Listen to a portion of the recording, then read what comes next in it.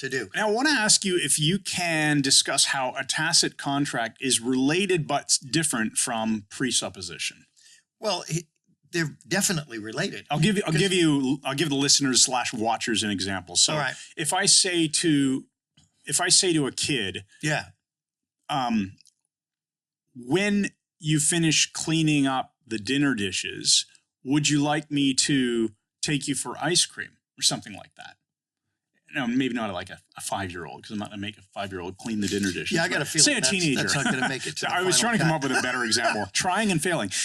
If you say, when you finish blah, blah, blah, blah, blah, would you like whatever, something else? Would you like me to take you? That's a nice presupposition. The presupposition, in order to understand the English sentence, when you finish, whatever it is, there's a presupposition that the person is going to do this thing. Yes. Right?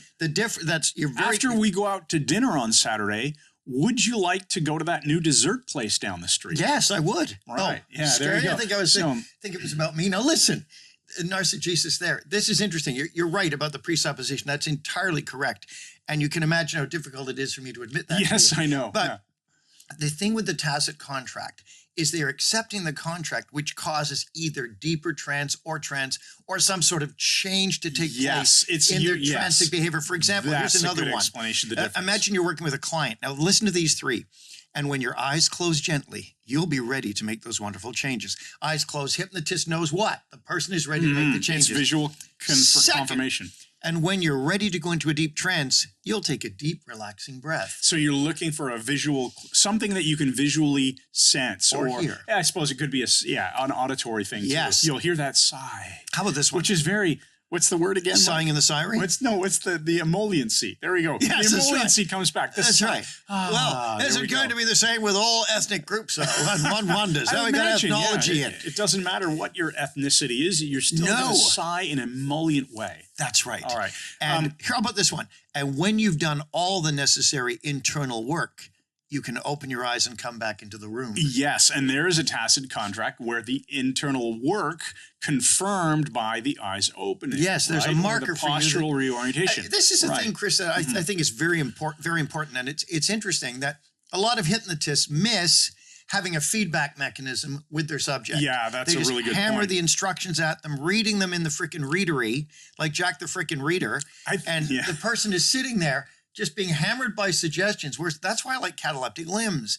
And as you can see your hand will sink as you go deeper. I get a visual guide that they're going deeper in trance. And of course, for the benefit of the audio listeners, I'll make sure this is well explained. When that cataleptic hand starts to drop, it's not dropping like just sinking down like a wet dishcloth or anything. It usually moves down in this kind of awkward, ratchety type of motion. Yes. That's very unconscious. Unconscious motion will be micro movements. The other thing I wanted to point out, though, just to close off on that tacit contract, and we have so much content, we have to speed through this. You're welcome. With respect to tacit contract versus presuppositions, the difference is with a presupposition, if I say, after we go out for dinner tonight, would you like to try that new dessert place down the street?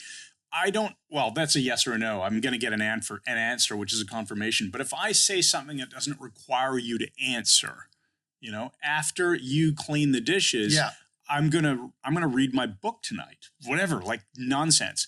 There's no obvious confirmation that the person has accepted that presupposition. Yes, they may reject it if there's especially rapport matters there too, right? Check. If you must have rapport, I think, for a presupposition to work well too. Yes, so that's good. It's a very good point. All right.